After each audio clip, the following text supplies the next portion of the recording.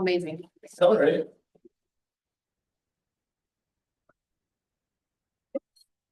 Yep. Okay. On my first word. Reducing subsidies for strategic emerging industries aligned with the CCP's two major goals. One, economic quelling of the masses, and two, progress towards reclaiming Taiwan. More on that in a bit. Argument number one, why are these subsidies incredibly unpopular? The simple reason why these subsidies are incredibly unpopular is because of the fact that within an international scope, US-China no longer have the obligation to actually worry about environmental damage because of the fact that other actors such as the United States have done incredibly worse things such as pull out the Paris Agreement. This means that you as an actor are able to strategically blame other actors to be like, they don't care about the environment as well, which means you're able to deflect off blame in terms of the international scale, because you're not able to, the United States is not able to do things such as shame you for not being able to care about the environment with an international state, because then it starts looking hypocritical. Secondly, this trades off with the manufacturing industry that exists within China itself. The claim behind this is incredibly simple. China has a really large manufacturing industry that is to a large extent funded by the existence of subsidies within the status quo. When you have subsidies going towards other places, these strategic investments, you necessarily trade off with subsidies that are going towards these manufacturing sectors because of the fact that there's a zero-sum game. Why is this damaging? Two reasons. One, it means that individuals that are obviously actually employed within these type of manufacturing industries are no longer have the capacity to actually work at the point at which they get paid off because of the fact that the industry increasingly get automobilized, for example. Automized, for example, which means that they don't have access to jobs. Or two, it also means that the process of shifting from one job to another makes sure that individuals on the ground are likely to become unemployed even for that small movement, that duration when they shift from one job to another. This is bad because the process of unemployment not only means that you are not economically stable, but for tons of individuals that don't have access to large amounts of savings, it means you're much more likely to go against the CCP, and this leads to political unrest. Why is this argument important before I get to my third mechanism? Because the way that the CCP justifies its existence and the fact that you don't have things such as democratic rights within the CCP is because of the fact that they're able to provide economic incentives for these individuals. I provide you economic safety and economic prosperity, which is the reason why it's okay for you to trade off your political will. You bolster the political campaigns that exist within China, for example, that are trying to have more rights when, at the point at which you're able to point to the fact that they're not even helping you within your jobs. Thirdly, investments towards environmental concerns are incredibly unpopular within China because the type of media that exists within China is incredibly censored, likely to be conservative, and therefore unlikely to tell you that things such as the environment matter within the first place. Why? Because insofar as censorship exists within China, and China has not taken steps up to this point to actually spend so much time in their education, for example, on things such as climate change, on making people on the ground think, for example, that they do need to worry about things such as climate change, and also because of the fact that people multiple work in industries that generally tend to harm the environment within the first place. There is an incentive for you to not actually tell these people that the environment matters because they might do things such as not work their jobs. And also people have an incentive to believe that the jobs that they are doing, which provides them and their families livelihoods, are not harming the environment, which means that even if they do care about the environment, their incentives of economic likely means that they default downwards, which necessarily means that individuals are not likely to actually care about the environment. So these subsidies are seen as the government wasting big amounts of money. This means that even if there's no unemployment, you think that the government perceptually is wasting money, which makes you reduces your trust within the government, which necessarily increases the type of political unrest and tension that we tell you about. And any slight chance of this political unrest rising is incredibly highly weighted by you as the CCP, because you are worried that people will go. You are worried that any increase in political dissonance might lead to downstream effects where individuals will start culling against you, will start cooing against you, and you're incredibly worried about this, so it is in your interest to reduce any possible chance of this happening within the first place. Secondly, much cooler argument. Other industries such as semiconductors are likely where this money goes. Why? Because US-China have an incentive to develop the semiconductor industry within your country. Two reasons for this. One, because of the fact that China currently is based upon a fixing market. That means that you take a bunch of parts from other countries where you outsource them, import them, and then you start building other products that you sell to other places.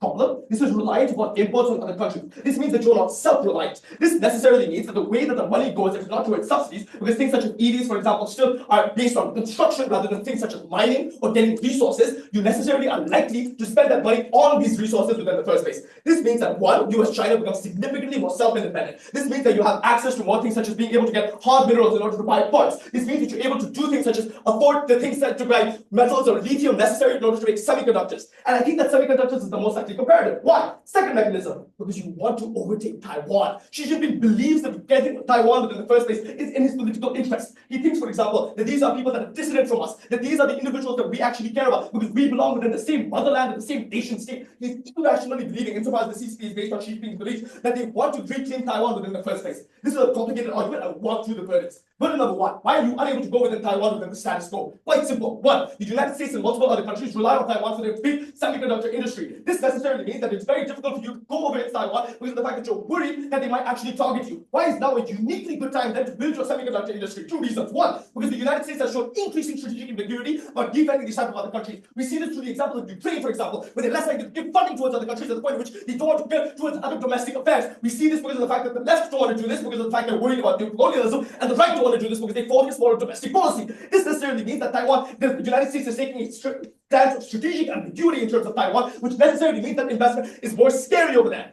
Secondly, it means that the US, China are not worried about Taiwan destroying their factories at the point at which you go towards them. Because within the status quo, you're worried that if you try and bake in Taiwan, for example, then break your factories, which destroys supply chain that you're worried about, which necessarily means at the point at which you develop the semiconductor industry further on your side allows you the capacity to take over Taiwan. How do you have the capacity to take over Taiwan? Before that, CEO. Opening. Sorry, in what world are the US and all these other countries going to be like start buying your microchips at any point, right? It doesn't matter if Taiwan has them or not. The US is never going to buy Chinese microchips. It's buying chips from Taiwan already. The United States already have.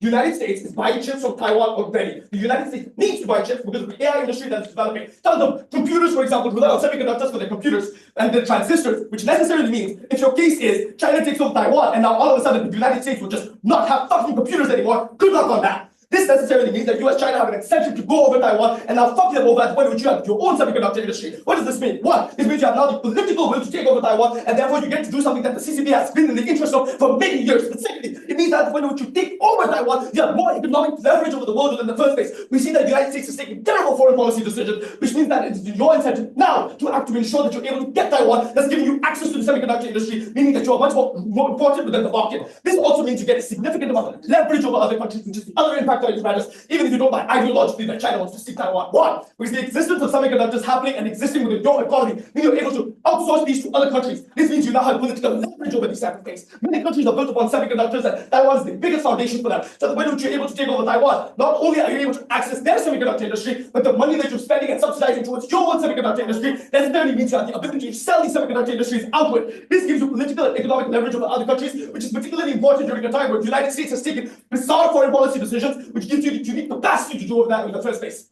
I've proven to you, one, that in the economics, this is incredibly unpopular and unlikely to work, and two, by the semiconductors and the Taiwan initiative necessarily means that this is something that you want to pursue in order to have your, not only get Taiwan, but increase your power as a global hegemon. Incredibly project.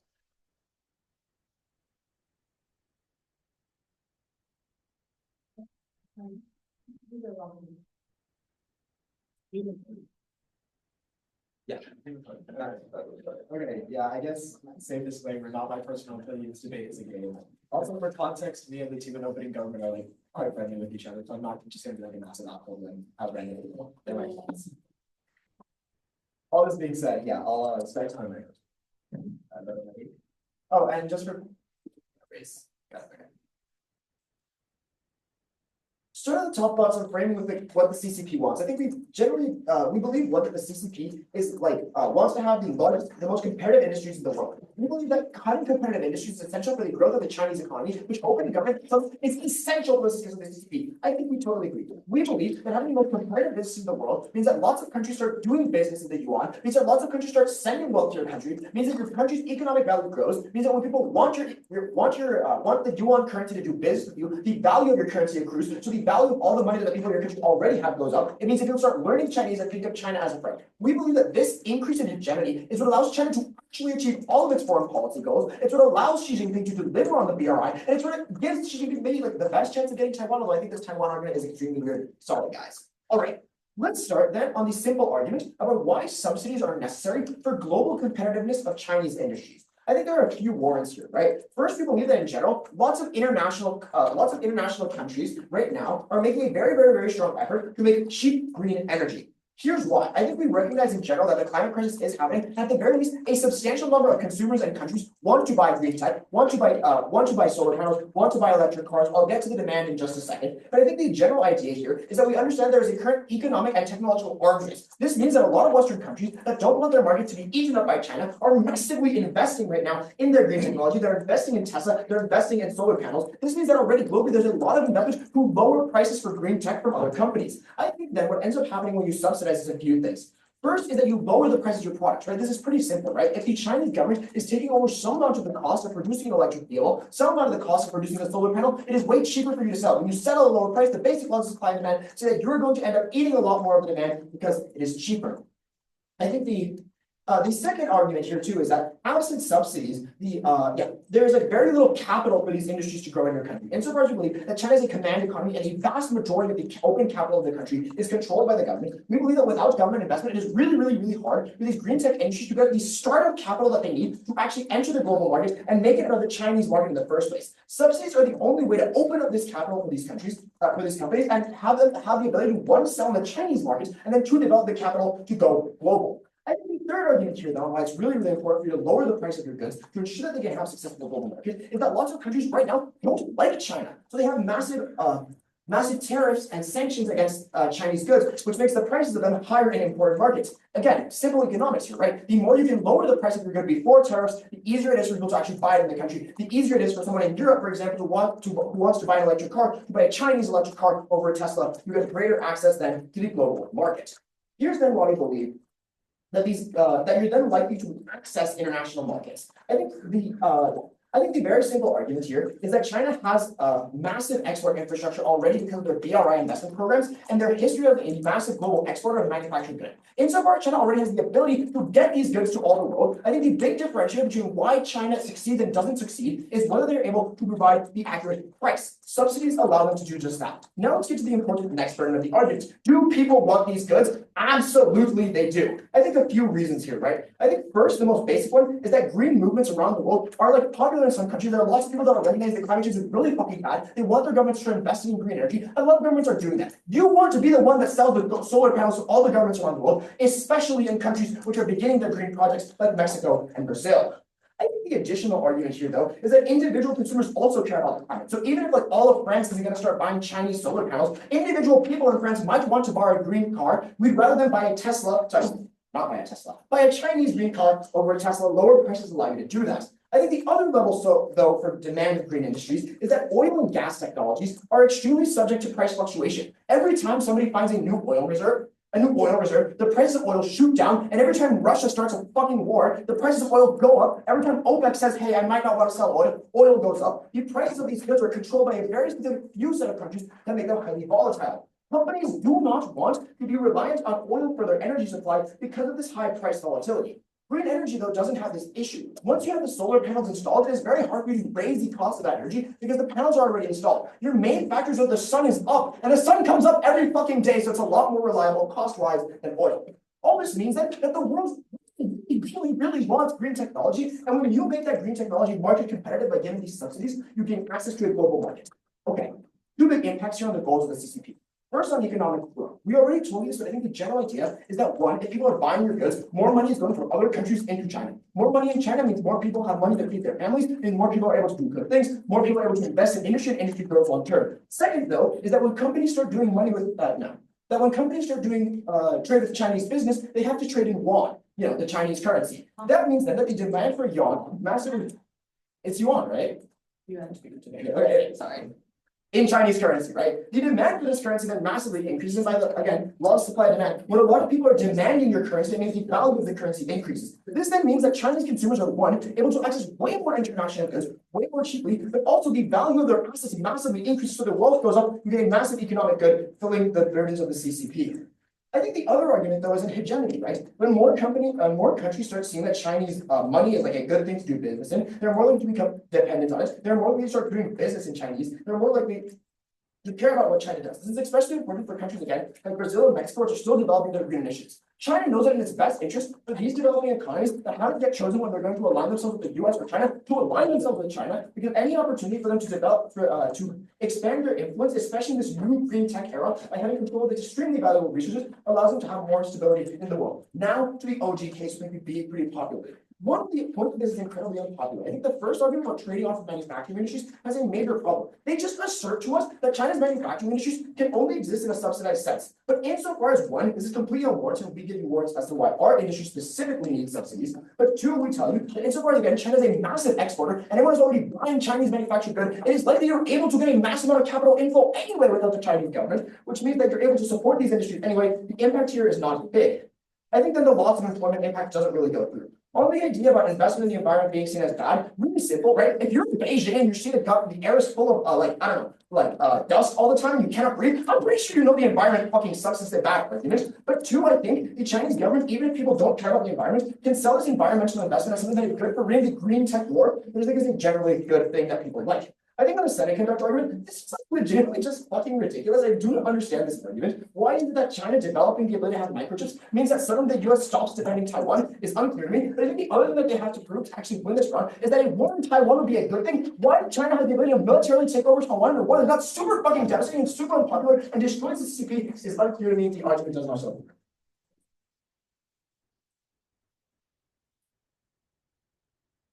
Thank you. Deputy Prime Minister.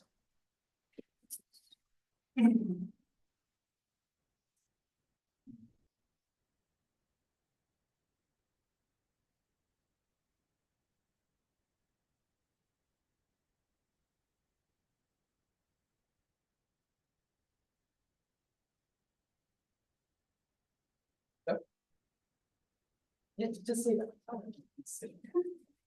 You're not the same.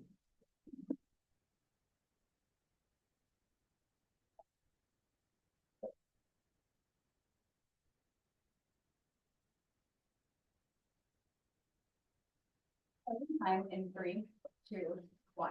China is ahead of the curve on two types of manufacturing. Number one, raw product manufacturing, things like clothes, things like toys, etc. The second type of manufacturing that they're uniquely skilled at, where a majority of people are employed, is assembly manufacturing, i.e. you import in raw parts, you put them together, you create a finished good, and then you export that out of your country. This is where a majority of the Chinese people are employed. This is where they actually see their jobs. This is how they get money into their pockets. This is why the CCP's financial policy is so publicly popular within these people, because this is where employment lies. Note then the trade-off that we present to you. Other countries in ASEAN, where you obviously want to be a regional hegemony, are advancing in other sectors that you necessarily cannot. Why? This looks like things like IT. India, with Infosys and all of its technical hotspots, is advancing in other industries that you don't have access to. What do you have? You have high density of labor. You have a labor market. So it makes more sense to invest in manufacturing and continue proliferating that investment, because you can only outcompete ASEAN on these types of industries. You can't go into things like big tech. You can't go into IT because you simply don't have the market or the financial incentives to do that. Secondly, you also can't reskill all of these massive workers, right? That requires an entire overhaul of the education system. This isn't going to happen. So the only way you overtake your competitors in the region is going to be if you do this in the first place. Okay, let me address the arguments that will give you, because I think fundamentally misunderstand how the Chinese economy works. Number one, China is already ahead of the curve in EV manufacturing. As of 2023, they were the largest EV manufacturing person in the world. So China does not need subsidies for these industries. Why? These infrastructures are already well developed. Secondly, insofar as I take the warrant about, there's oversaturation in the market, everyone's investing in green tech. Right. So if everyone else is doing it, why the hell would you do it? Why do you not want to distinctify yourself and create a hyper-independence for other countries to rely on you for something different, as opposed to investing in the same thing that every other country does? Note that China can't supersede them in other types of things, but semiconductors are really important. Number one, obviously, we've already produced I think it's still proves to you that obviously China has the infrastructure to create this EV stuff in the first place, which means subsidies don't actually make the production any better. They're already at the curve, which is why it is better to do this switch now as opposed to later, because now you're already ahead. So obviously on a time frame wise, this is more strategic to do. Secondly, they tell you, no one likes China, right? So if I cross-apply that, why would they like China's green tech? What they do like is semiconductors, because semiconductors have everything else to do with the tech industry that everyone else needs. But the second point here is they have to prove to us why every other country actually cares this much about climate change and environmentalism. They don't. All of the countries that rely on China are people like industrial countries. They're industrializing. They're not like the US. So obviously you don't care about the green tech. What they do care about is actually getting their economies out of the middle income shock. They care about upskilling their workers. So no, they don't care about the green technology. They don't care about these sorts of investments. So it isn't going to happen in the first place. The counterfactual that we offer to you on our side of the house, I think is unique, is because we create a dependence. Know that it is very hard to manufacture semiconductors. Not every country can do this. This is why Taiwan has a unique monopoly on doing this in the first place. Why? This requires things like a special environment. This requires technical expertise. This requires specific minerals that you import and that you create a filament to create the actual chip for the semiconductor to happen in the first place. This is really important. This means that there's a unique niche that you can now co-opt and fill, and this means that every other country, even if they don't agree with your policy or they're not aligned with you on an ideological basis, they need you for their economy because they care about AI and they care about tech. Also, countries' proximate interest to technological development will always supersede and always outweigh their interest about the climate. It will always matter more to them that they can invest in technology. Countries like the US, even if the US fucking hates China, the US needs ChatGPT. The US needs tech. So they will still bite the bullet and they will still go to China to get these semiconductors in the first place. So that's why we think it is really important for China to be able to monopolize that industry. We only give you this kind of factual on our side of the house. Why? Because we actually create a path to you accessing Taiwan. I don't think opening opposition understands our arguments. The US is not going to back Taiwan from a foreign invasion at this point. We literally pulled out funding from Ukraine. We obviously are not, like, Trump's foreign policy doesn't actually predicate on this idea of helping other countries. Also, the US has always maintained a strategy of strategic ambiguity when it comes to protecting Taiwan. So there's no warranting that gives you as to why the US protects Taiwan. Why do we not invade Taiwan right now? Well, invasions are they're costly, right? You don't want to destroy the semiconductor industry when you have the invasion, because obviously the Taiwanese people will stand up against you. You don't want to risk that. So obviously you want to invade. But then you are scared, maybe the US will put some pushback, I don't want to have the military fight, etc. We take out the US from our house, but secondly, you preserve the actual construction of the semiconductor facilities in the first place. What this uniquely means is, number one, obviously you get access to semiconductors, but I think the more important way here is the CCP's interest. This isn't about what is good for the economy. This is not about what's good about the environment, because the CCP doesn't care about that. The CCP cares about maintaining a stronghold and a chokehold of ideological unity over their population. They best achieved that on our side of the house because you literally reclaimed territory. And obviously the Chinese people have been fed narratives time and time again that Taiwan is part of China. These are your people. So we think this actually better fills the ideological mandate that the CCP has. This would be Xi Jinping's gold star achievement on his fucking resume, because bringing back Taiwan is what he's been talking about for years and years, and they've never actually been able to do this. But now is the best time to do this. Why? Because you're already ahead on the EV tech. So you're already ahead on that. But what you need to do is refund things into manufacturing. But secondly, you also get back to Taiwan. I'll take the one for the closing. So how is China going to magically upscale its population into working on semiconductors when it's not how that magically going to happen? Okay, so the thing is, if you take Taiwan, you now own Taiwan semiconductor industry, so your people don't necessarily have to work for Taiwan semiconductor industry, you just go off for the profits that they made. So obviously, there's no need for you to necessarily reskill your workers. What you do is you give your workers more manufacturing jobs in the economy that they're already used to. You reinvest in manufacturing that's already making China going to be that is ahead of the curve. Secondly, China's primary industry is cheap and low labor in the first place. This is why the CCP is able to maintain that economic chokehold. This is what the people are good at. Secondly, I think the other option is Chinese consumers get access to foreign markets. I don't see how this is unique on their side of the house. But secondly, I think that China has a limited free market for a reason. They try to actually prevent their Chinese, the CCP tries to prevent Cuban access to foreign markets because they are scared of Western influence and other ideas toppling their dominance over the population. So I don't see how this is not good for the CCP. But secondly, independence is good. Manufacturing independence is good because then you're less susceptible to exogenous shocks in the production cycle. It is better to be able to have your own materials as opposed to always be relying on imports. I think we outweigh number one because we best fulfill the mandate of the CCP. Again, note that this round is not what is better about the environment. This round is what is better for the CCP. We're telling the average Chinese person doesn't give a fuck about the environment because they haven't been socialized to think about that. The average Chinese person probably cares about, well, am I getting money? Is my economy getting better, et cetera, et cetera. So that, I think it's better fulfill the mandate of the people. But I think secondly, we better fulfill the CCP's mandate insofar as we're allowing Xi Jinping to regain some sort of hyper competitiveness in the semiconductor industry. We also allow him to reclaim Taiwan, which has been on his bucket list since the time he became in office. So for all these reasons, From my understanding, he's not communicating this. Oh, my bad. But it's not a don't it's okay. So yellow.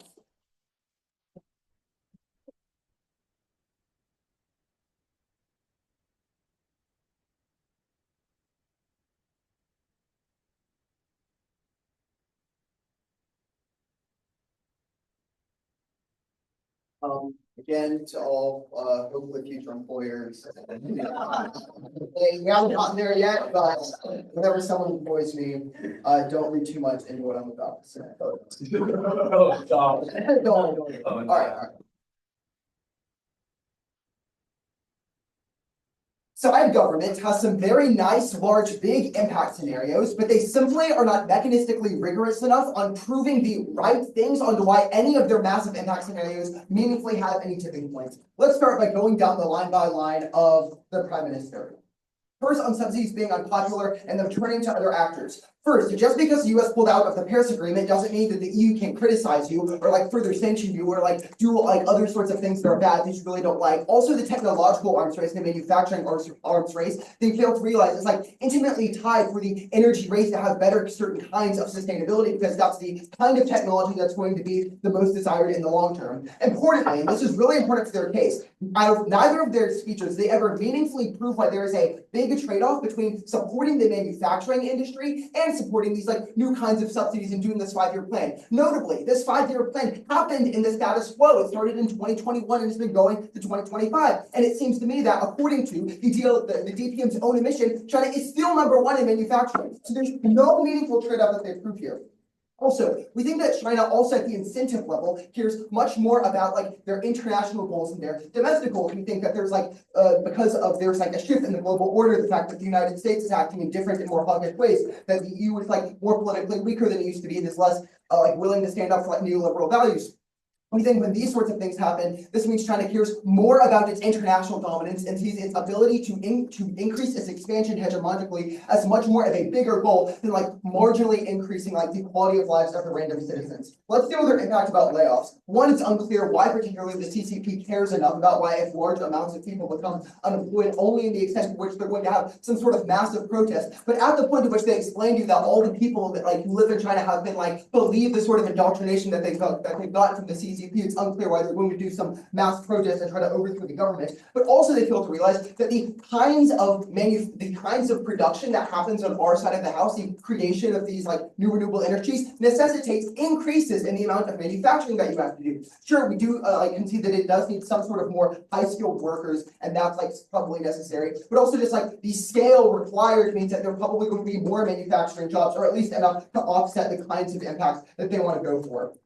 Then again, we think like, yeah, there's not going to be any mass protests. They're certainly not going to do it in the name of like a subsidy. We think even if there's a mass protest, the CCP will probably be able to plummet anyway. Now let's go onto like the incentives of why these people would become upset about this policy anyway. The response that Pepe gives you that goes unresponded to, we think is really good, which is that you're in Beijing, you have to wear a mask, you have to walk around, like the air is like gray and like brown and you can't breathe and you feel bad. And like the idea is that, oh, maybe like that having a couple more environmental technologies in my daily life and having those things not subsidized just for the international market, but also things that can be engaged in the domestic Chinese market are probably things that are good enough, or at least are enough to qualm someone from like trying to start a military coup in China. There's just no tipping point on these arguments. Now, let's go to their okay, so now let's go to the critical turn about investors and like the amount of resources you have, and because the amount of resources you have in China is apparently the reason why it's really, really important you're going to overthrow Taiwan and try to get all of these semiconductors. Realize you get far more investment from other countries on our side of the house for a couple of reasons, which like offsets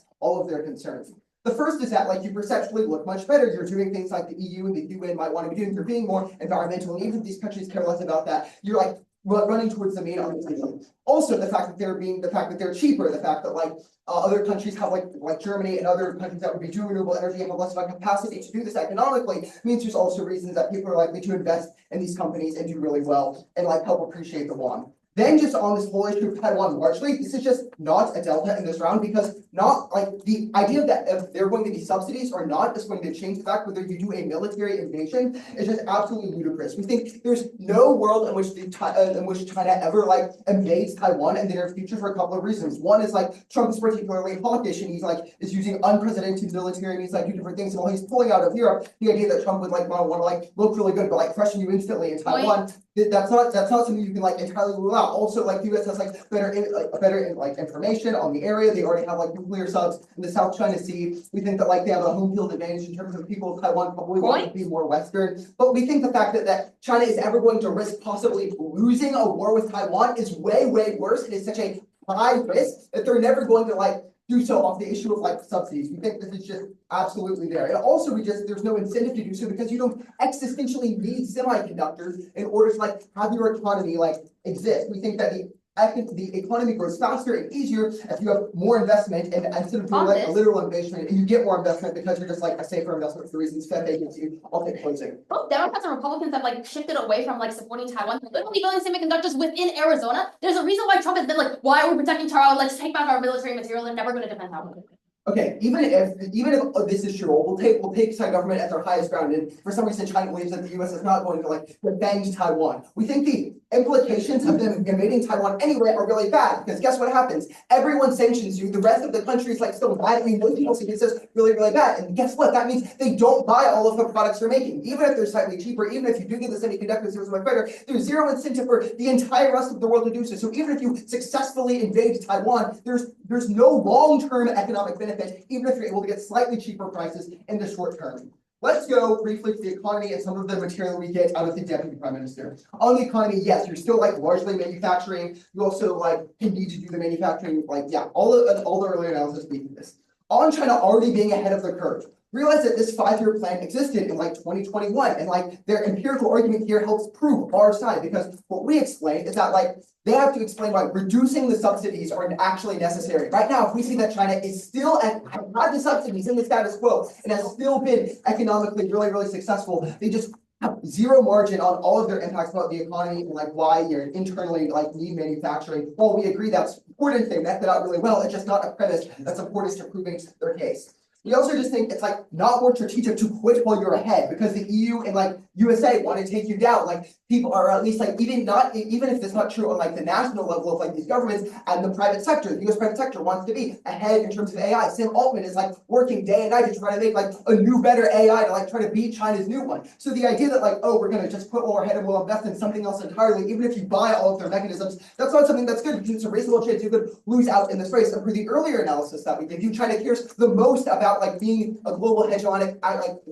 global hegemonic power and like cementing itself where it's ahead. Finally, like there's just a big tension in their case in which like you can't invest in both like the semiconductors and manufacturing. So at the point at which you buy manufacturing collapses and they need to do semiconductors, you can only weigh like one of their arguments that cannot make impacts. We cleanly outweigh crowd to oppose.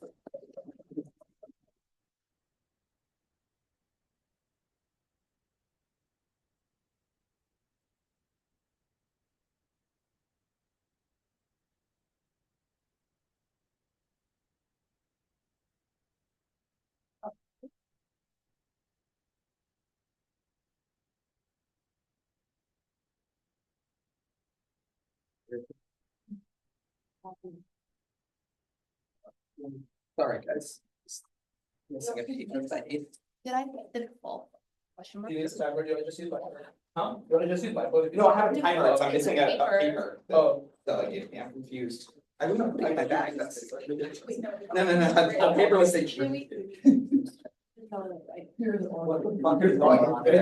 this is actually, oh no, is it here? Did I? Oh, okay, I'm Thank you. sorry. That's my bad, guys. I think the opposition, some.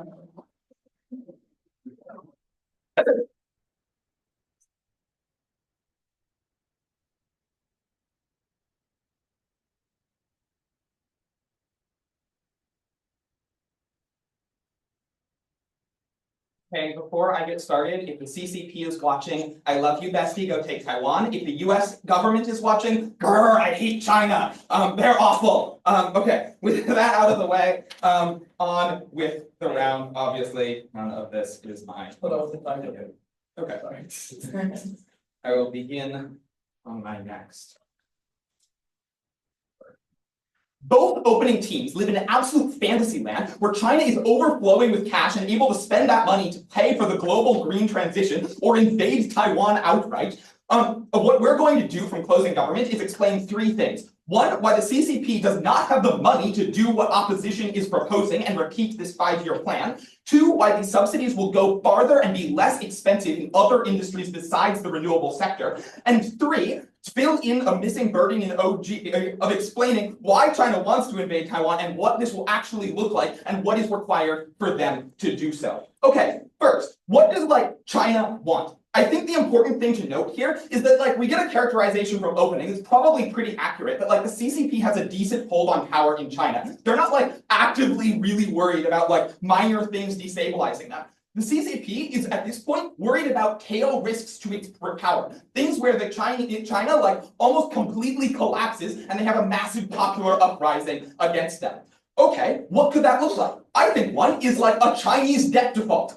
I think China has a massive debt problem that is obviously the most important thing in this round. Let me explain how we got into this mess and what needs to be done to solve it. For years and years and years, the CCP has been spending money hand over fist to keep economic growth going. In particular, they've been building large amounts of infrastructure and housing. The problem is they weren't doing this because there's like huge demand for high-speed rail in like 20-person villages in rural China, but because employing a bunch of people building trains kept GDP number going up and up and up. The problem is this is finally catching up to them. Most of this investment was done through Chinese state-owned banks. The problem is when the assets that you're building, i.e. high-speed rail lines to tiny rural villages, these banks don't actually earn their return. That means that entire cities of apartment buildings are sitting empty, costing these banks money because they can't pay back the loans that they took out to do this. Now, China obviously didn't want their banking sector to collapse, so what do? Well, these are state-owned enterprises. They just subsidize the hell out of them. They back up the bank. They issue Chinese government bonds in order to buy out like failing real estate construction companies. What does this mean? I think this means that China has gone into an enormous amount of debt. I'm just going to give the panel a little bit of scale on how bad this problem is. If you think the US might have a little bit of a debt problem, our debt to GDP ratio is like a little over 100%. China is like at 270 and rapidly approaching 300 in their debt to GDP ratio. This is even worse than the US in another way though. The dollar is the world reserve currency. US bonds are considered like the safest in the world and lots of people want to invest in them. By contrast, China has done a bunch of stuff like randomly devaluing their currency from time to time, manipulating in other ways. The Chinese RMB is like not nearly as safe as the dollar, and so that means investors are much more liable to get spooked and not want to buy their bonds. I think what this means is that China has a major risk of like investors getting spooked and like not wanting to buy their bonds anymore. If they have to substantially raise interest rates on bonds, they might not be able to like continue to pay them. They have a major collapse, but they also might just have to cut back on the amount of subsidies that they do to the banking sector, at which point you run the risk of like several major Chinese state-owned banks collapsing, which I think would trigger like the kind of massive recession that would cause lots of people to lose their homes, lots of people to lose their jobs. This is the sort of thing that panel, even if you think this is not like a super likely scenario, remember that not super likely but catastrophic scenarios is precisely what the CCP is actually worried about and wants to protect against. So why then is ending subsidies good? Sure, we agree with OG that maybe you do like a bit more subsidies of other industries, but I think broadly you don't have the capacity to keep these subsidies going at the scale you did from 2021 to 2025. What this means is that it's a very good idea to cut down these subsidies, to try to build up your foreign currency reserve, to try to protect against the risk of some kind of default, of some kind of debt crisis that we know that the Chinese banking industry and the Chinese real estate industry is like already on the verge of. Okay. What did the CCP care about? Like I said, they have an iron grip on the Chinese population. They're worried about tail risk. Second, why are subsidies much more effective on these kinds of nascent industries? I think this is a missing burden from OG. What I'm going to tell you, panel, is that subsidies are most effective in industries that are nascent but not profitable yet, and it requires far smaller subsidies in order to support these nascent industries. The problem with building out advanced manufacturing is that you need to suffer through a long period of negative profitability, of like no profitability. It's like really expensive to buy like, I don't know, ultraviolet lithography machines to make semiconductors or things like that, and it takes time to invest and build up these assets, to lower your costs down, to learn how to make these products effectively, to train up your workforce. I think very few people are willing to like create a business that loses money for like 15 to 20 years in order to just like build up the capacity of your country to do this. I think that you need subsidies to get you through the rough initial period of starting up a manufacturing industry. What's important is that these green industries are not nascent industries. We're talking about some of the biggest EV manufacturers in the world. China produces like over 50% of the world's solar panels. These are fully developed industries that do not fucking need these subsidies anymore, but also easy impact. Like the scale of these subsidies is bigger. When you produce more EVs and you give a subsidy for every EV, that is a bigger subsidy than you give it to a smaller industry. But when you give it to a smaller industry, you get a much bigger impact because you are able to get that industry through that initial period of low profitability while it is still small in scale and build it up into something that is actually able to stand on its own. Before I go on to the next thing, I'll take opening. Yeah, like please do bite the bullet, right? It is unclear to me why you get this fiat to like massively reduce the amounts of subsidies that are given. Presumably at best, we get equal amounts of subsidies on both sides, and the default impact is the same on both. What? The motion is we should stop doing X set of subsidies. I am saying stopping doing X set of subsidies is a good thing. I think the likely alternative is absolutely China reducing subsidies because, as I've already explained, they are worried about a crisis in their banking sector that they cannot afford to insure. Okay, third, what is an invasion of Taiwan actually likely to look like? I think China was able to massively shake Taiwan's economy with a ban on Chinese imports of Taiwanese pineapples, because literally 70% of all goods produced by Taiwan are bought by China. OO says that sanctions will hit you when you invade Taiwan. I think this seems reasonably likely to happen given sanctions on other countries when they do bad things. What that means is that you need to be resilient to sanctions. You need to be able to accept a period of economic losses. What does that mean? You don't get this from OG. We explain why you need to build up your foreign currency reserves, where you need to stop fucking spending money so that you can afford to invade Taiwan. I think the reason that China wants to invade Taiwan is just super obvious. The CCP is basically founded on nationalism. They want to look like the China model works, and they don't like the example of Taiwan sitting over there being more successful than them while doing democracy. Okay, so what does this mean? I think the invasion of Taiwan doesn't look like a ground invasion. I think it looks like an embargo of Taiwan, to which Taiwan immediately surrenders because nobody in Taiwan actually wants to fight, and you can crush their economy like a little gnat, and then they will believe that they can do the one country, two systems. But in order to be able to effectively blockade Taiwan, you need to be able to survive the international backlash that follows. In order to do that, you need to have money. So proud to oppose. Propose. I don't know. Whatever. Thank you very much. Yeah.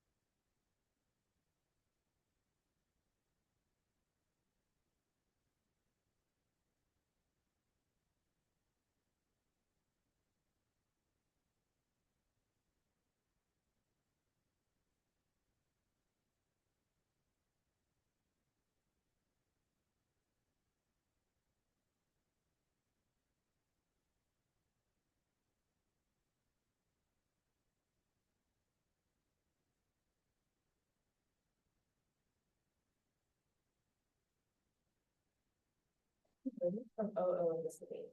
First, why is the industry of EVs specifically necessary to get the benefits of economic success that OO wants to obtain, right? They focus on this demand for EVs and how the fact that China can produce them more cheaply means that other countries tap in, and this leads to downstream benefits. But we think that, as OG rightly points out, the ability of China to produce things cheaply exists for other industries too. We don't understand from them why this is unique, why these benefits economically are unique to EVs specifically. Second missing word about why China is being #1 in manufacturing and how that gets better, specifically with EV subsidization, right? We think that this idea of the fact that China is already leading in manufacturing is really, really important. We think that they should hang on to their manufacturing success in EVs on our side of the house. But thirdly, we don't really understand from them why foreign diplomacy with these global superpowers are necessarily the tipping point for better foreign standing in China, right? We think that in fact there are many mitigating factors that mean that China is probably not going to suddenly receive a lot of foreign partnership, right? The stigma from China about China often comes from the fact like it's an autocratic country that is not democratic, and this will already prevent democratic countries from partnering with them. And the superpowers are competing with China. Ultimately, we don't really see much of a delta on foreign diplomacy on their side of the house. We think that that idea is sort of washed out and out of this debate, right? Okay, so what do we bring to you in this debate? We focus on the supply of imports into China with the EV industry specifically, and why this is so good, right? So firstly, what are EVs and other green tech made of, and where does China come in the supply chain, right? So we think that the unique thing about EVs and green tech is that they rely specifically on certain precious metals like lithium, like zinc, and more that don't naturally occur like in China, right? They occur in other. No, thank you. So, for example, Indonesia has like the first or second most naturally rich in these precious metals, and as a result, they have like mines and local like raw that mine these raw materials, and then what they do is they export it to China. They sell it to China, who then does downstream production to like make EVs, right? On rare earth metals. No, thank you. So why do the types of countries in the supply chain become so dependent on China, right? We think that these countries like Indonesia don't necessarily have the infrastructure like locally and the funds and resources for downstream production. Sorry.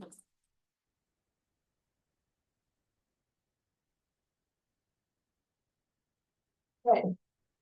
Because of their lack of economic resources and the fact that they don't already have this infrastructure inbuilt, it's much more profitable for them to partner with a country like China, who's going to buy the raw materials from them for a reasonably good price, pocket that money and let it feed into their local economy, and let this sort of trickle down to the people, let it feed their existing industries, as opposed to try and like build extra downstream production from scratch, right? So as a result of this, we think these developing countries that are rich in minerals tend to get pretty dependent on China, right? And now note that this is distinct from OO because this is their dependence that they're talking about is of demand, right? They say that like, oh, these like developing countries need EVs and they can't buy Teslas, so they're going to buy from China. We don't necessarily think that they necessarily need EVs so much and that creates that much of a change there. They think that rather what they need is to be able to export valuable things that they produce locally, because that creates trade. That is what leads to like economic benefits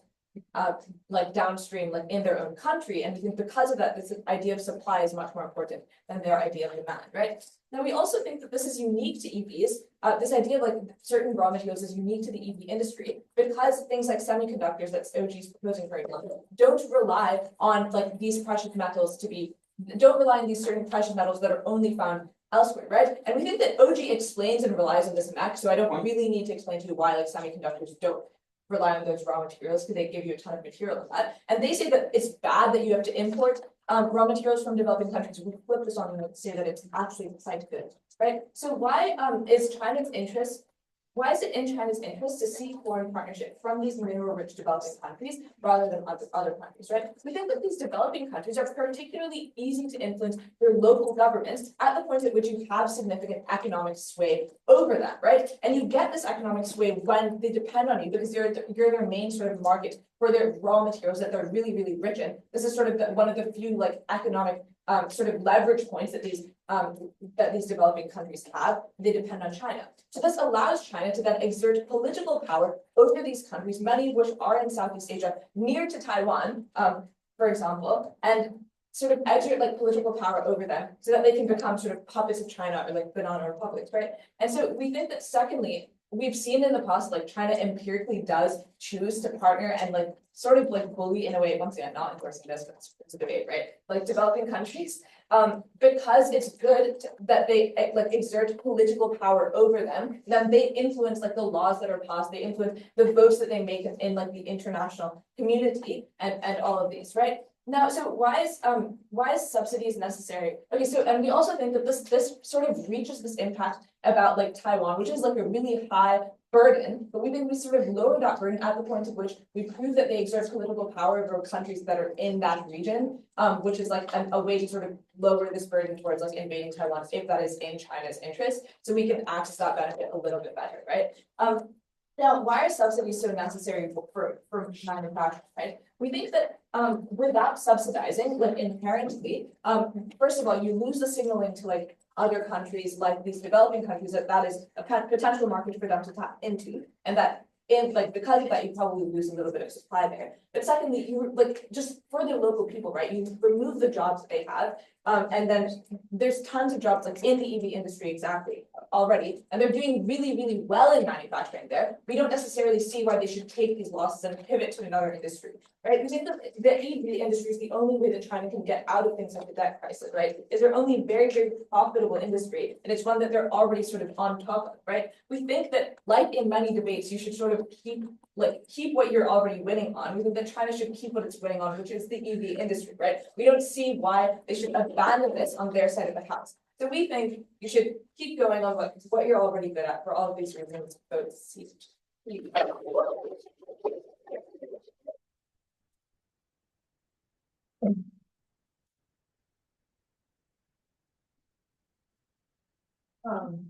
you so much for that. We go first.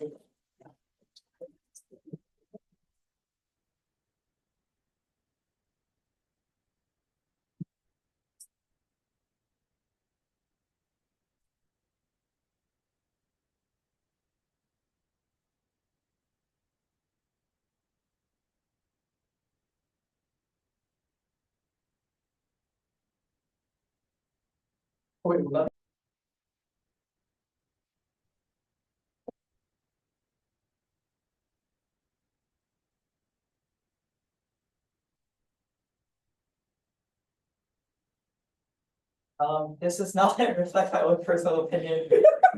I'm sorry, I'm right beside China. Please don't fucking attack me. I don't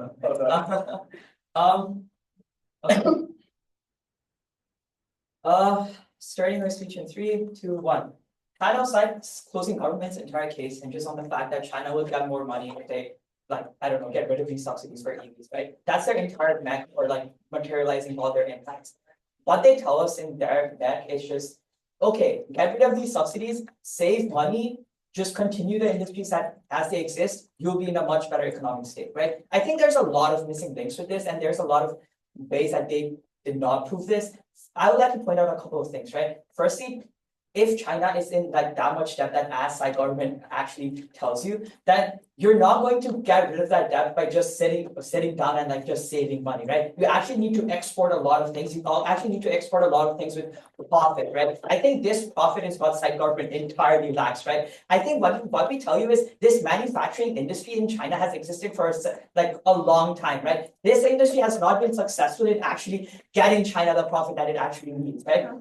It has given China some form of a capital, but it has not been successful enough, as they point out, because China is in a debt fucking spiral right now, which means the existing industries are really, really struggling, right? Why is getting rid of the subsidies for EV now going to be even more horrendous?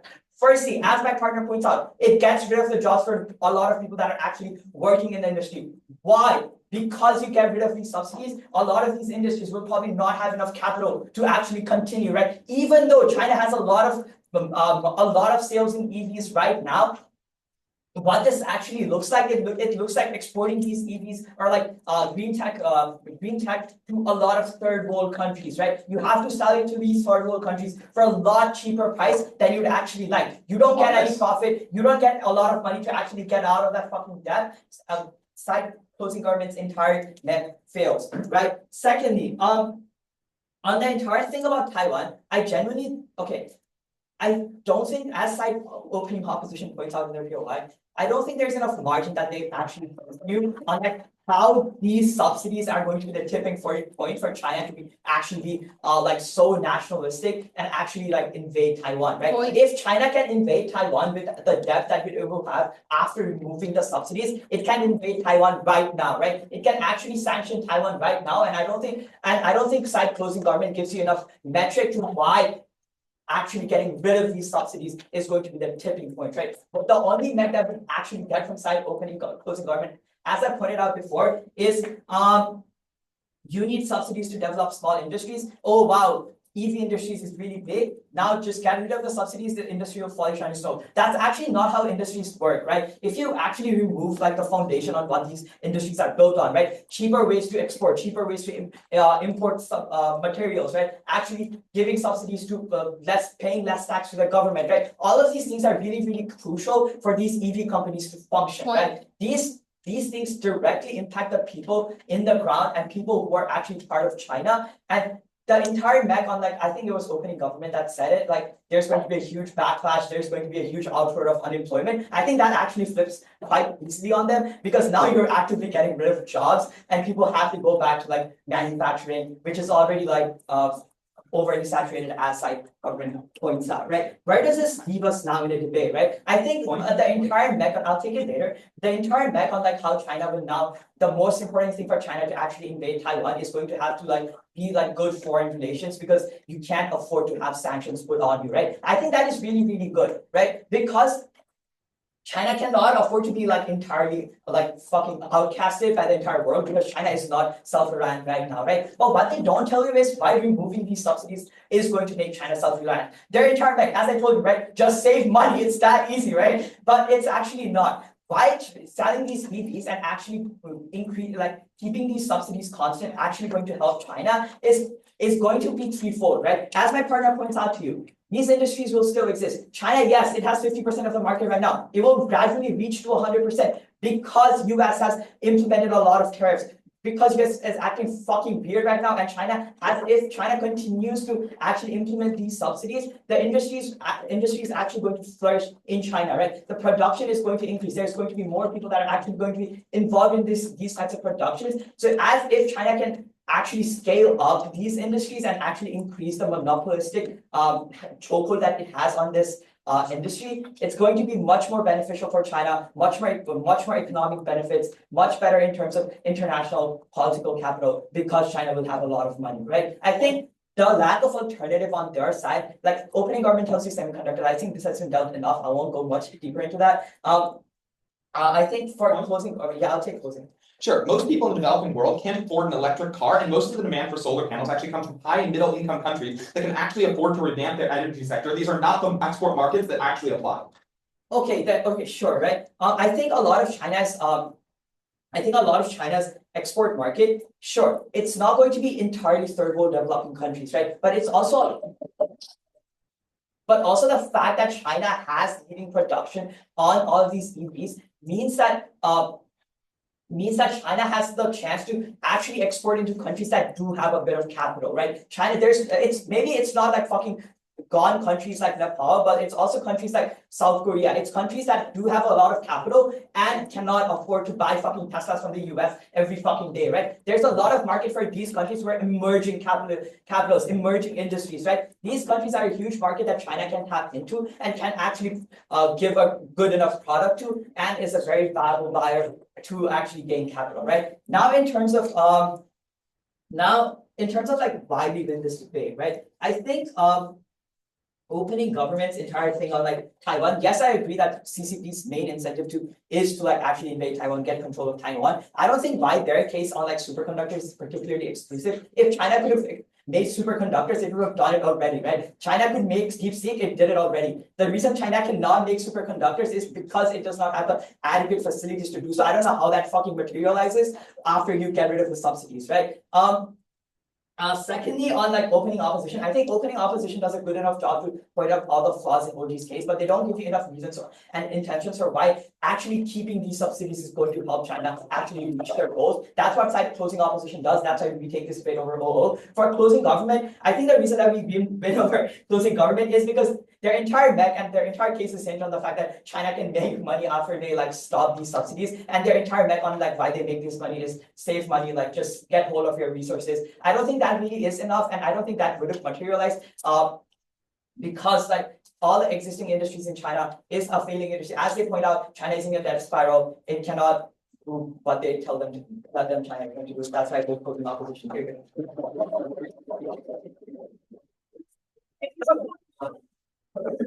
Thank you for the round. Thank you guys for judging. Yeah, go ahead and head back to the GA. Is it Novice final happening in June? Sorry? Is it Novice